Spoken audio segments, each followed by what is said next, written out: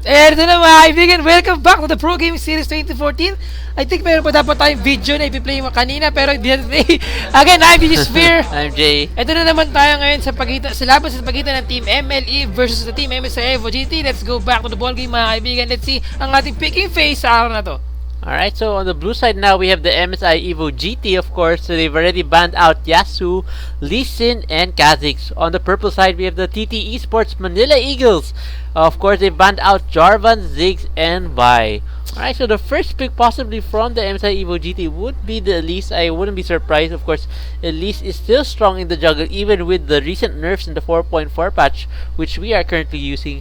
It will just basically slower her jungling speed, but effectiveness in the ganking will still be the same. Yes, halos pareho lang and halos napakahirap pa rin siya mapigilan. Actually, I am an Elise user player dito kung sobrang lagi ko siyang ginagamit kapag nakita ko siyang open. And ang laki ng ano niya nung advantage niya against Zerpon, especially kapag nagkasalubong siya sa jungle, 1v1 jungle. If ever kalaban mo si Vi, kahit kalaban mo si Lee Sin, you can win against them. Kasi mas marami kang skill eh. You have the disable, you have the burst damage with your champion. Especially kapag meron siya mga spider leagues dito when she goes to the spider form. Yes, and she has a lot of mobility. She can repel, when she bites, she actually kind of leaps forward a little bit, which is also like sort of a gap closer. At the same time, she has some attack speed buff when she's in that form. So it's just really devastating to go against Elise one-on-one, especially if she has slightly more HP than you. Yes, pero ito na mga kaibigan, looking at the bans of Team Manila Eagles dito, they banned Jarvan, they banned Ziggs, they banned Vi. So most probably, they all know how a Ziggs can stop the dominance of the mid lane dito. Kahit sino gawin mong AP carry mid, you have Nidalee, you have a champion like LeBlanc, you have a champion like si Ari. Ziggs can dominate the team fight, especially he can just give you a burst damage, poke damage dito with that bouncing bomb and his rubber ducky Magna Inferno bomb. Yes, syempre yung ating rubber ducky duck from the full party skin of ito si Ziggs. Yes. In the lineup of the Manila Eagles, they picked Lulu and Caitlyn para sa first two picks nila dito. Lulu is a champion na usually ginagamit ni Chok for the mid lane. Yes, I think he will definitely use it in the mid lane this game. So, since they took away his Yasuo, he decided to go back to the Lulu that he's been picking up a lot this season. No surprise here that Emily Chok will be using Lulu. Hopefully, he's gotten better definitely on using that Lulu this season. So, he should have no problems in the mid lane against whoever he will go against. Of course, Marky finally doing really well on Caitlyn this season, and as you can see, he's gonna use it once again to show how dominant he is with Caitlyn in the mid lane. Alright, on the MSI EvoGT side, we've got the Leash. Definitely will be in the jungle. This time around, MSI EvoGT is locking in that Thresh that was really annoying to go against for TG. TG looks like will probably be using this Morgana in the support as a support champion in the bottom lane against the Severe and the Thresh. Of course, technically speaking, the advantage will be to MSI EvoGT because Thresh has a much higher, has more CC in the early levels. But once level 6 hits on Manila Eagles, Morgana's ultimate should be enough to slow down Thresh and Severe in the bottom lane. Looking at the lineup of Team Emily, they have Lulu, they have Caitlyn, they have Morgana, and they have Evelyn. Once again, Emily hate will use Evelyn para sa kanilang jungle dito. Kanina, she is a very effective jungle. Kung saan, even though predictable masyado na dumagak si Evelyn dito, hindi pa rin makagawa ng para ng team ng MSI EvoGT to gank or to counter gank that Evelyn. And take a look mga kaibigan, MSI EvoGT pick up Elise and Severe plus syempre si Thresh para sa kanilang lineup dito. So bottom lane, Severe and Thresh versus Morgana and Caitlyn in the bottom lane dito. That's right. So last pick comes from Manila Eagles. I feel like it's most likely going to be a Renekton in the top lane. If so, he'll be going against Olaf in the top lane. Of course, Olaf, we haven't seen him that much lately this season because of some of the nerfs way back. And although Olaf is still really strong, of course, with his ultimate, the crowd control, his ultimate allows him to negate any form of crowd control. Of course, as you can see here, Manila Eagles has a lot of that, and this will be an excellent pickup for MSI EvoGT to run through the front line of MSI Manila Eagles to get to Caitlyn, who will probably be his target in this game.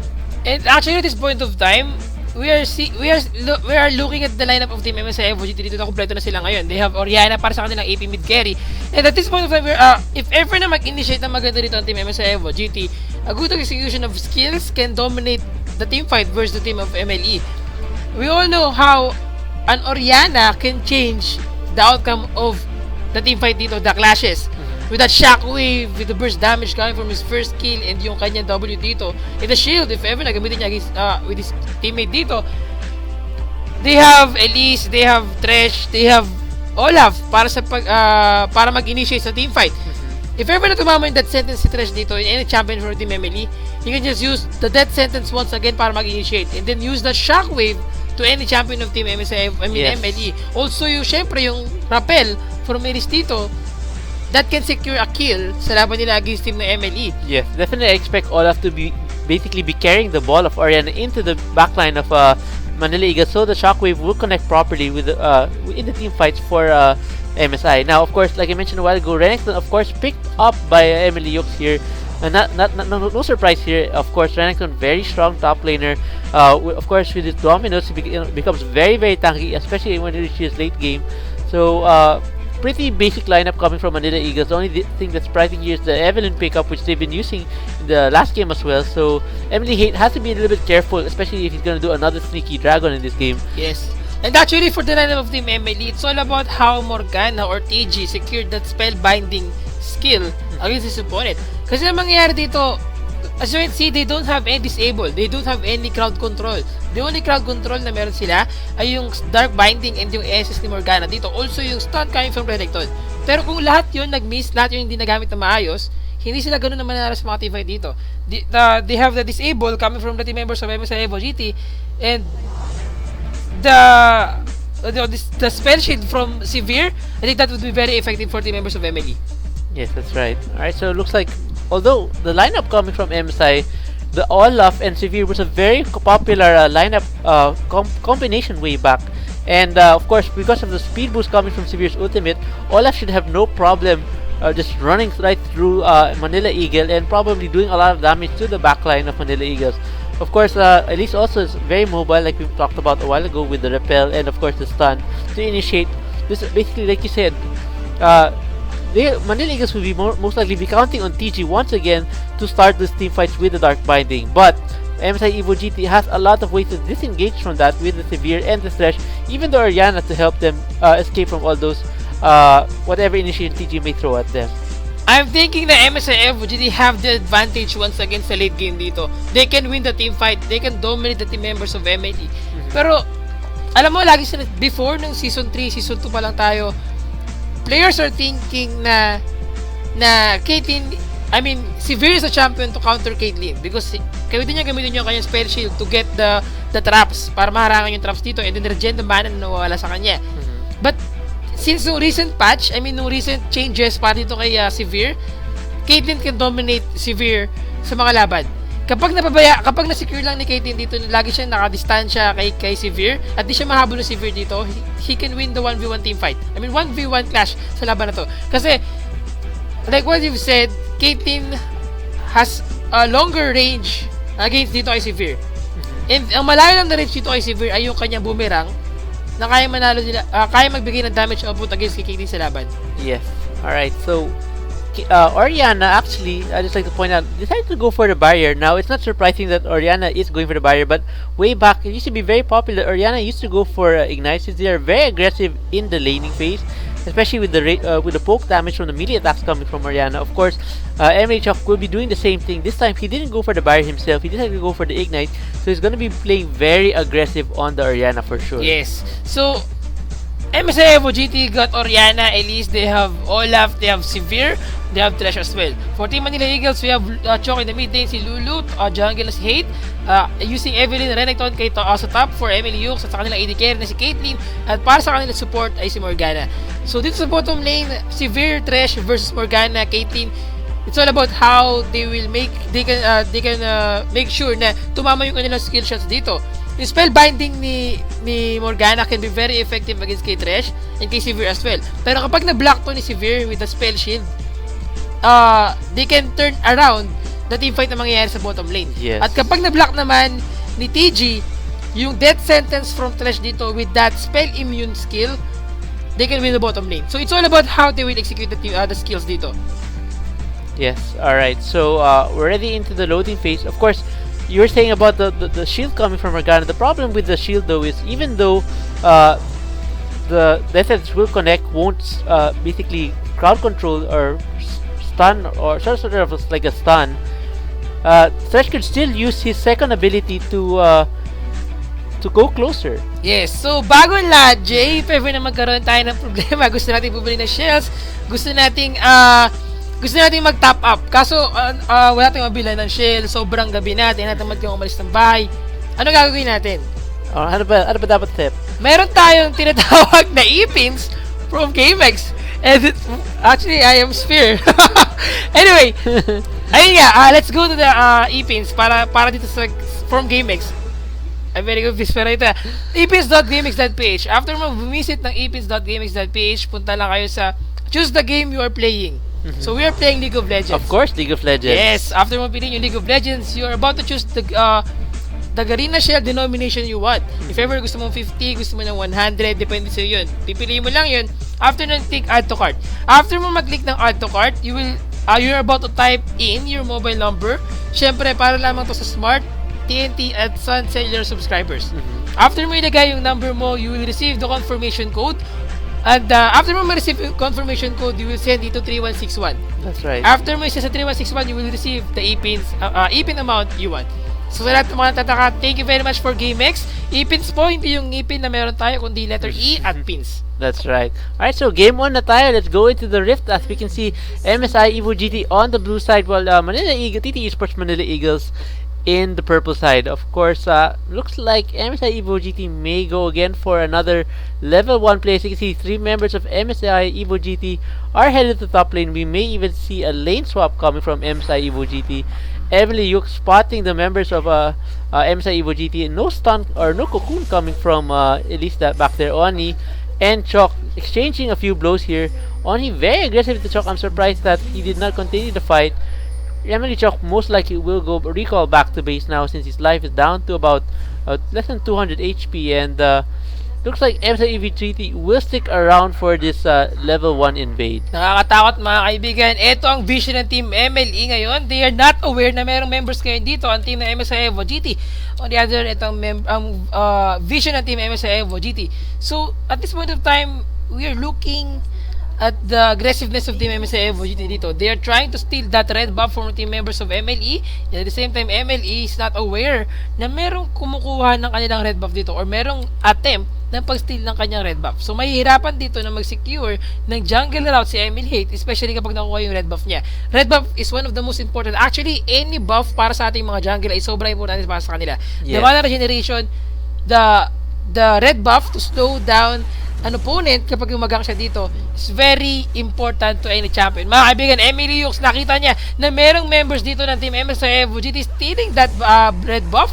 And with that, MLE hate trying to steal the red buff as well of team na MSI EvoGT. But a good word from Shishi dito in the bottom lane just to make sure na hindi mo kuha to ng maayos na MLE. So, eto na mga kaibigan, MLE has been spot on in the bottom lane, and as much as he's trying to get that red buff dito, 2 members of team MSI EvoGT trying to respond and trying to kill MLE dito mga kaibigan. He got caught with that smite mga kaibigan, the flash out as well. He successfully stole that red buff, but he burned his flash. That's right. Good job coming from Emily there. Smiting that just in the right time and doing a nice flash out. Of course, since level 1 pa lang yung dalawang members ng MSI EvoGT, they don't have enough crowd control to actually chase him or kill him at that level. So here we see MSI EvoGT doing a lane swap. They do not want to deal with the Caitlyn again like the previous game, and as you can see, they're doing a really good job of pushing really hard on the top lane. Here in the bottom lane, mirror image, of course, Manila Eagles will have no problem pushing here in the bottom lane. It just depends on who will probably take out the first tier turn.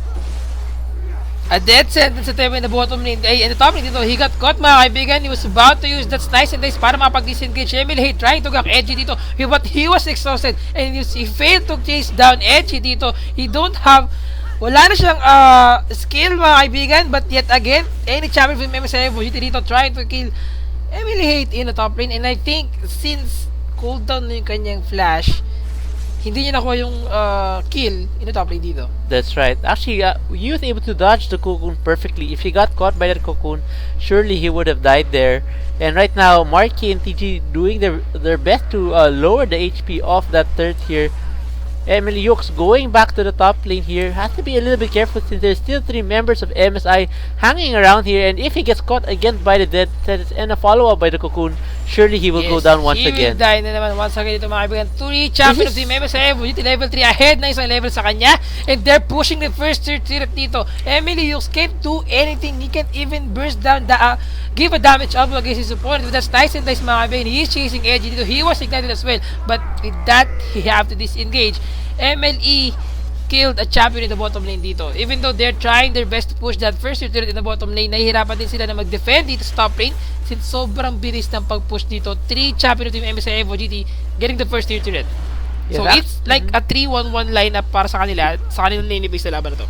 That's right. So this is actually very similar to what we saw in the GPL, where Zonda was using Mundo. TNS, actually it was TPS versus the U Flash Wolves. That's right. Where Zonda got caught several times.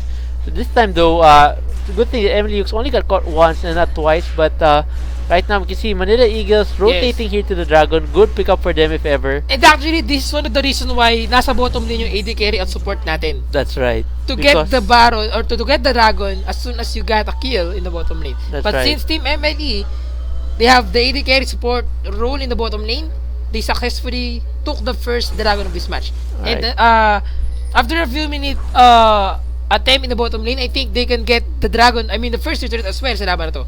Yes, and it looks like MSI EvoGT deciding to rotate. As you can see, the AD carry and support will proceed now to the bot lane.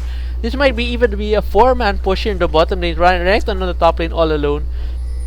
So it's going to be a 4v2 here in the bottom lane. As you can see in the map, that Evelyn is still in the jungle in the top lane. So it might be very dangerous for both members of Manila Eagles here in the bot lane if the 4 members of MSI decide to dive Emily, Marky, and TG. Yes, they're pushing this first turret in the bottom lane since tapos na kagad the first turret dito sa top lane ng Team Emily. Mga kaibigan, tinamaan ako kung dito si Marky. He's taking so much damage with that damage output mga kaibigan.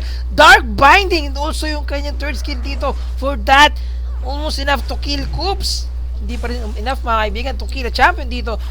Shockwave from Oni dito, getting life of Emily Chok. He's taking so much damage. You have to use that flash out barrier as well. And dahil doon, it's a 1-for-1 exchange in the mid lane. Yes, both Very champions exhausting all their summoner spells. As you can see, barrier and flash from Oni gone, including Emily Chok's flash and ignite as well, securing that kill for himself under the third, of course.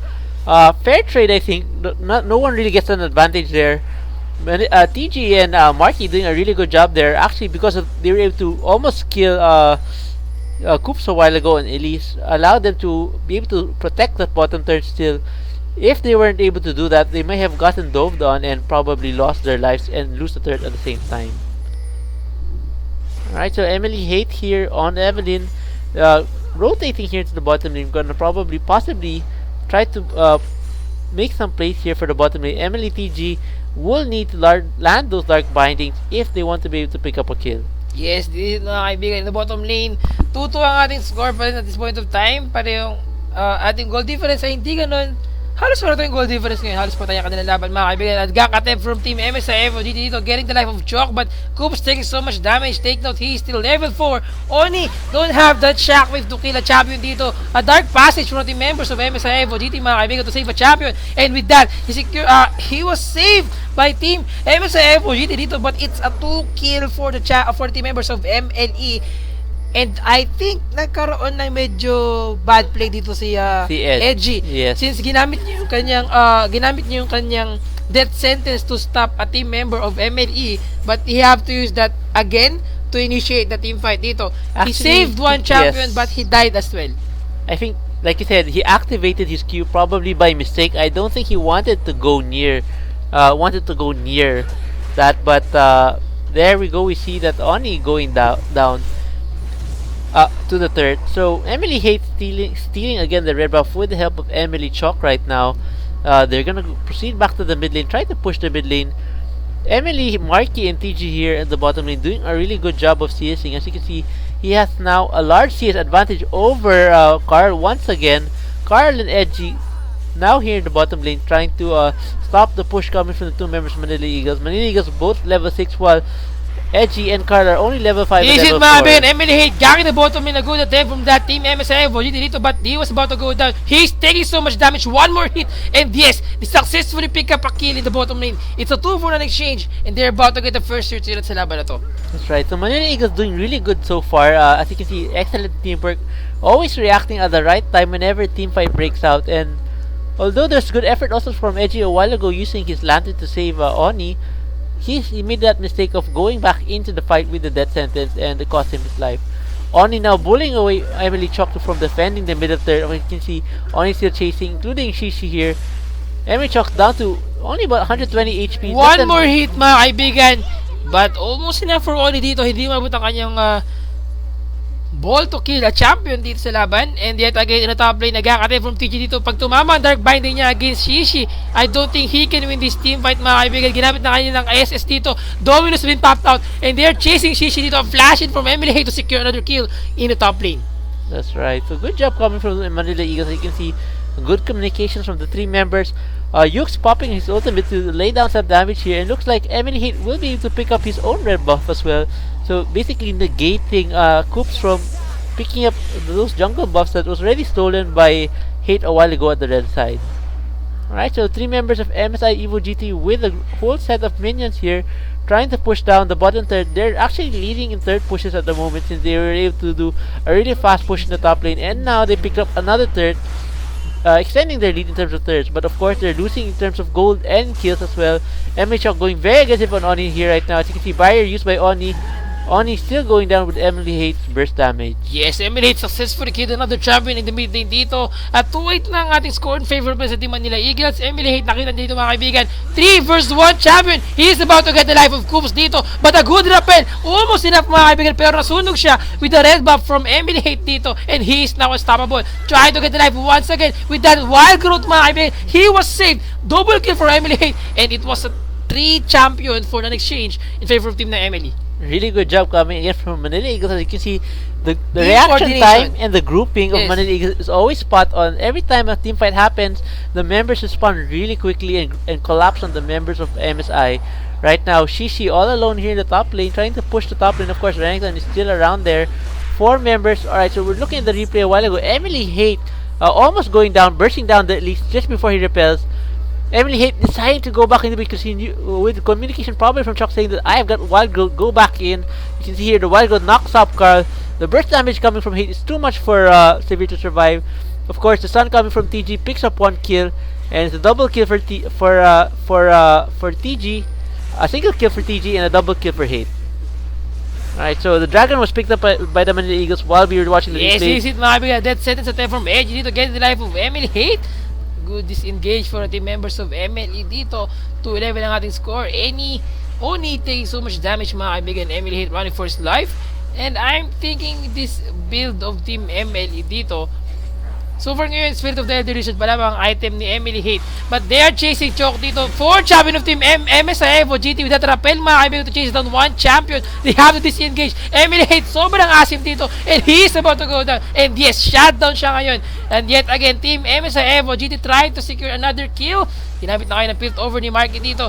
And they have this caliber net para makasecure na isa pang kill, mga kaibigan. Namamagaan buhay lahat ng team members of MSI EvoGT. With the ace in the hole, he pick up another kill. A barrier has been tapped out pero not enough to save himself. And once again, it's a 2 champion. Double kill 2 for Emily Marky. Yes. Sa laban na yun.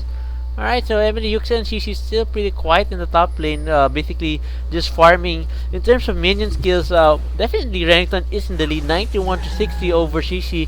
Marky picking up another kill on Oni. Oni being a little bit reckless there, not positioning properly there, and Marky with the Bloodthirster again ahead of Severe is dominating again in this game.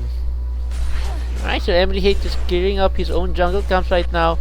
Doing really well so far, except for that last team fight where medyo naging maasim siya, like you mentioned, without his aggressive embrace, engaging 4 champions of MSI EvoGT, going down and donating the blue buff, or the double buff rather, to Koops. Actually, Koops still has those double buff at the moment, and Coops is not doing very well so far. He hasn't really made that many plays here. He did land a few cocoons earlier, but not enough to secure any kills for MSI. Actually, halos lahat ng lineup of Team Manila Eagles sa ibang counters sa kanya. We have Morgana kung saan sa isang spell sheet lang, mabablock na kagad ang kahit anong skill coming from Coops dito.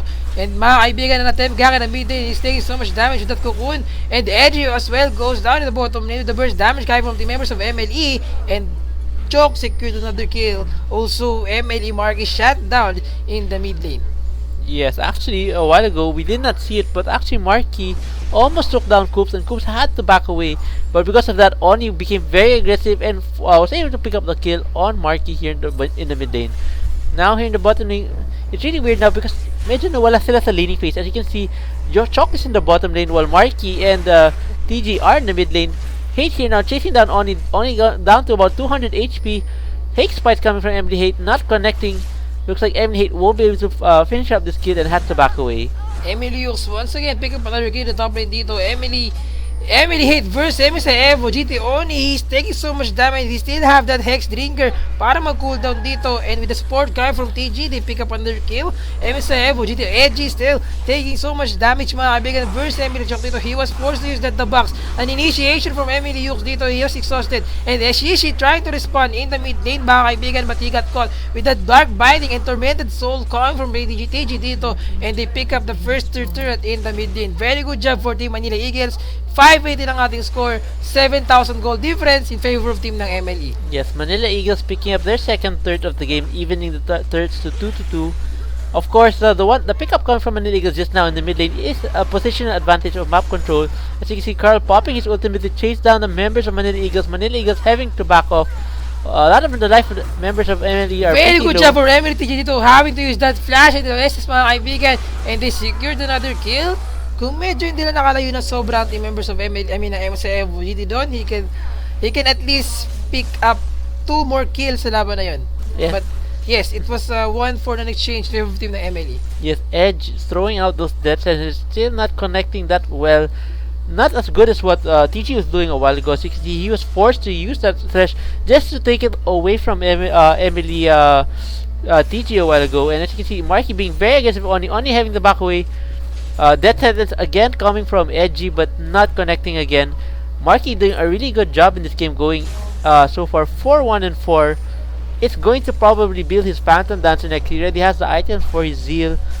Sphere already picking up a BF Sword. Very dangerous position for her right now. Hate right behind her, pops his skill and takes Carl down. goes down once again. Nagkakatep coming from Emily Hate dito. And I think even Emily Hate alone is being dominant sa laban na to. Yes. Very threat for team members of MSI EvoGT. He alone can kill a champion, especially an AD carry champion for team members of MSI EvoGT. And you can't let that happen. Kasi ang mangyayari dito, hindi ka makapag-farm na maayos. You can't even get the CS in the laning phase. At ito mahirap sa yung champion kapag you are against an Evelyn champion mga kaibigan. A dark passage from MSI EvoGT, Edgy dito. Yet again, they have to disengage sa laban. Sobrang daming wards, trinket, and ward dito. Tinamaan naman mga kaibigan na spell died. Binding si Edgy dito. Emily taking so much damage with that spell immunity and wild growth as well. Who was about to go down? A shockwave coming from Oriana dito. And they pick up another kill. Double kill for Emily Hate dito. Nanganib ang buhay dito ni Oriana. And with that, Emily Hate and TG goes down. TG goes down, Emily Hate, 1 more hit. She was shot down by Shishi dito. Still, nakaano pa rin ang kanyang aces dito. And yet again, 1 more hit. It was a 4-3 exchange in favor of team ng MLE. It was a very good job for Emily Chok dito, doing that juking skills against team members of MSI EvoGT. Pero Emily Chok's trabaho lang, wala personalan. Still pushing the top lane. Alright, so here's a replay of the team fight a while ago. As you can see here, Edge and Coops dropping down 2 wards here, forcing Emily Hate to use his trinket to spot the wards. As you can see here, he's trying to take it away. Emily TG throws out the Dark Bite and catches Edge. Hate goes in with his Hate Spikes. Of course, the 5 members of MSI are nearby. Hate picks up a first kill on Edge. Tries to take down Coops. Coops uses the repel. As soon as he comes down, tries to escape. Carl is doing everything he can to basically free hit from a range. Flashing coming from Hate to pick up a double kill and try to escape. This time around, Shishi has joined the team fight already. Two members of Manila Eagles going down really low. Shishi Carl picks up the kill actually, and Shishi carrying the ball, chasing the members of Manila Eagles. Hate still trying to survive that, but getting taken down finally. Shishi trying to do as much damage to Marky. Marky poking him as much as possible. Finally picks up the kill. Oni uses his ball to finish off Marky, and then Chok picks up one kill and finishes does a double kill, picking up Oni. TG mga kaibigan, running for his life. Three members of Team MSI EvoGT chasing Emily TG, and yes, they pick up their kill in the bottom lane mga kaibigan. This point of time, CS 160 over 90 CS against dito kay Shishi. And kitang-kita natin ngayon na si Emily Hughes ay just focusing sa pag-farm niya sa top lane dito. Yes, Manila Eagles leading now by 25 kills to 9 and actually has a 10k gold lead over MSI EvoGT. So, Manila Eagles doing really good job again this game. Of course, their team fight has been spot on so far. Marky almost getting caught there. Being chased by Oni. Very good job shockwave from Oni dito. Force flash. Nahuli niya si Emily Marky, and that secured another kill. 10k gold difference in favor of team ng MIT. Napakalaki pa rin ngayon. Once again, Emily hit gacking the two members of Team MSI EvoGT dito mga kaibigan. In the spider form, we have to use that rappel. Napakalaki ni Evelyn mga kaibigan. MSI EvoGT Coops goes down. Yes, actually he's just waiting for that lantern, but of course the burst damage coming from Hate is so huge right now. It's no problem for him taking down as soon as he came down from the rappel. Yux using his flash to go into Carl, stuns him. Carl having to back away now. Two members of MSI EvoGT caught by the chains of Morgana, and of course, Emily Hate dominating this game, picking up another kill and a double kill as well for Chok. It's an ace! Actually, it's an ace for the members of MLE, mga kaibigan. And with that, 10-30 na ang ating score in favor of team ng MLE. And at this point of time, we're looking how dominant talaga ang team ng MLE dito against team ng MSI EvoGT. Champion picks pa lang, talagang pinagandaan nila. They have Evelyn, they have Renekton na sa champion dito na kayang pumasok sa loob. But they also have Lulu and Morgana para magbigay sa kanila ng defense. Yes. Para maging comfortable actually, sila na mag-initiate sa mga teamfight na mangyayari. The Evelyn went for an AD build this game, and it's actually pretty tanky as well. As you can see, he's completed Raduins and of course Hex Drinker as well. Alright, so Emily Chok chasing down one of the members of MSI EvoGT. Carl again trying to clear the minion wave here. Hate just waiting on the side, and as you can see, Edge is probably gonna try to use his death to catch somebody. Coops gets caught by Dark Mighty down to a few HP. Hate will go ahead and pick up that kill for himself and will join the rest of his team. As you can see, Shishi has nowhere to go right now. Hate finally gets caught by Edge's Dark Shedded, and Chok going down to Oni. One more hit mga kaibigan for Emily Chok in that team fight, but still with the barrier coming from from Oni dito. He was saved by himself. Pero mga kaibigan, sobrang asim ni TG dito, chasing down the card, and with that, he picked up a kill. It's a 3-4-2 exchange in favor of team ng MLE. Yeah, so Emily Hate and Marky now taking the middle third here. I think Marky might not have enough minions there. Alright, he has to back away. Oni is trying to chase Marky down. Marky using his net to escape that. The ball coming in. Looks like he will get caught.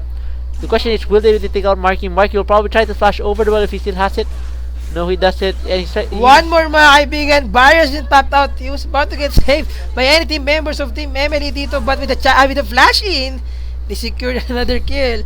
That team fight, I don't think he can escape since wala siyang support coming from their team members dito mga kaibigan. 2 vs 1 champion in the jungle. He's taking so much damage with the support coming from Emily Chok dito. While he's mapped out with the dark passage, he was saved. Emily was still chasing Goops dito with the Dominus mga kaibigan. He got caught with that death sentence. The box been popped out mga kaibigan. Emily was still chasing down the champion dito. Shishi was about to go down. He's so dominant sa laban na to, but he's about to go down mga kaibigan with burst damage coming from Emily Chok. And once again, it's a 2-for-1 exchange, and I think it's about time mga kaibigan to kill Oni dito from Emily Chok.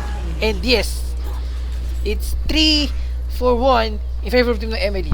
That's right. Alright, so now 13 to 36. As you can see, Manila Eagles are actually just bullying MSI right now, and MSI need to group together if they want to win this game.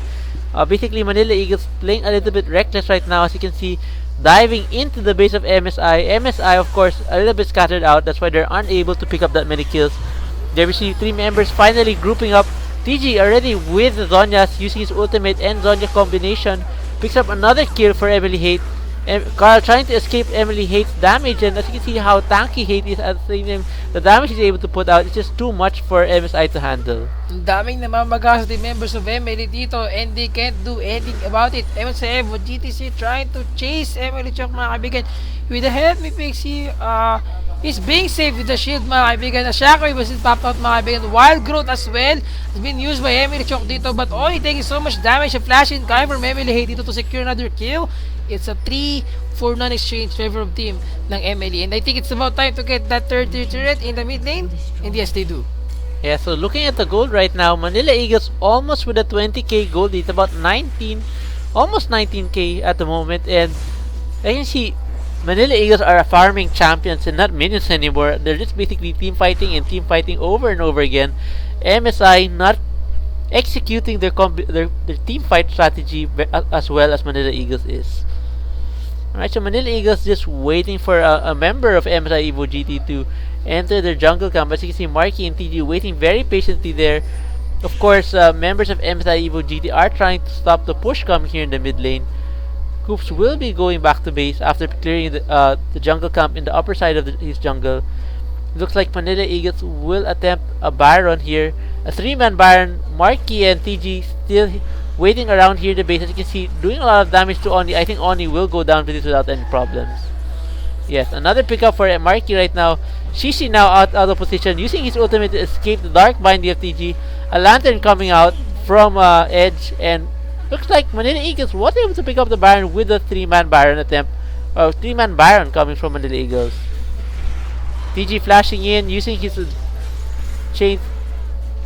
Coops using the repel, trying to escape there, getting caught by the 3 members of Manila Eagles. Yes, mga kaibigan, it's a 13-43 score. Emily Hayes is chasing down Carl Tito with that dark passage. Will he be able to save himself? Pero hindi, mga kaibigan, taking so much damage dito. And yes, one champion of Team MSI EvoGT goes down.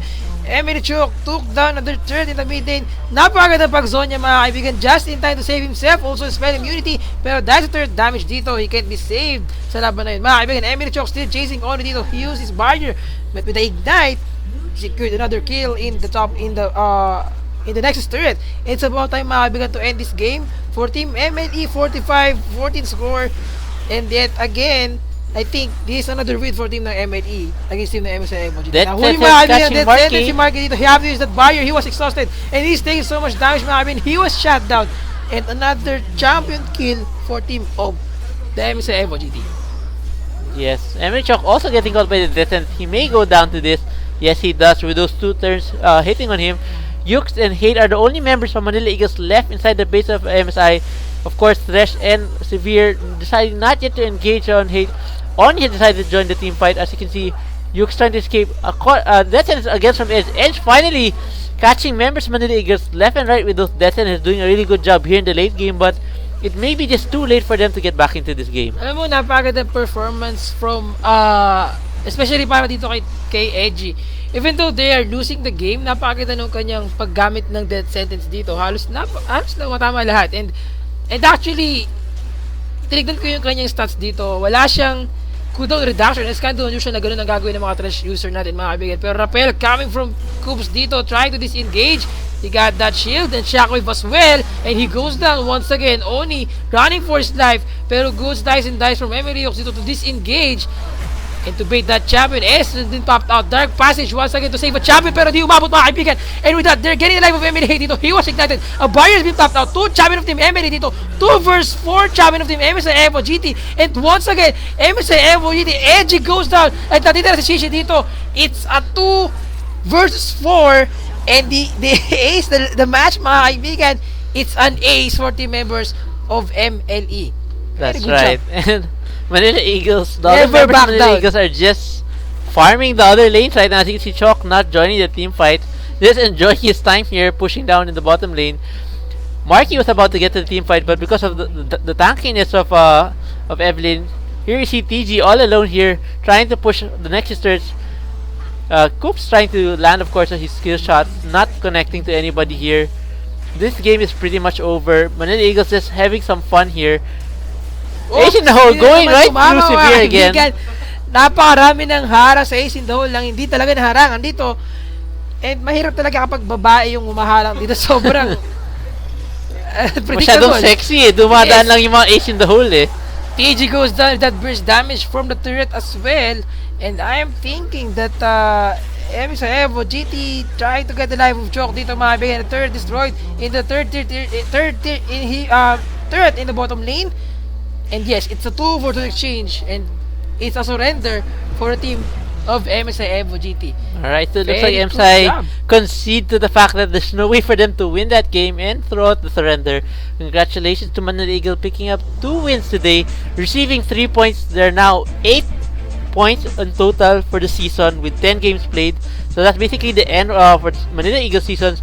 They just have to wait for War Gods and the IPT to play their last 2 games to find out if they will make it to the top of the bracket or not. Yes, let's look at the stats mga kaibigan. MSI EvoGT, a total of around 55 against 19 scored dito. I think MSI EvoGT somehow failed to make sure that their champions can go against team na MLE.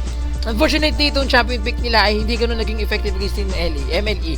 Especially yung Evelyn pick nitong si Hate ay talagang nakakatakot. And I'm thinking na, well, it is Hate. You can't ban a player. You can only ban a champion. So, binan nila kanina even though binan nila si Lee Sin, they ban the champion na possible na gamitin niya para sa kanya yung jungle, they still have Evelyn.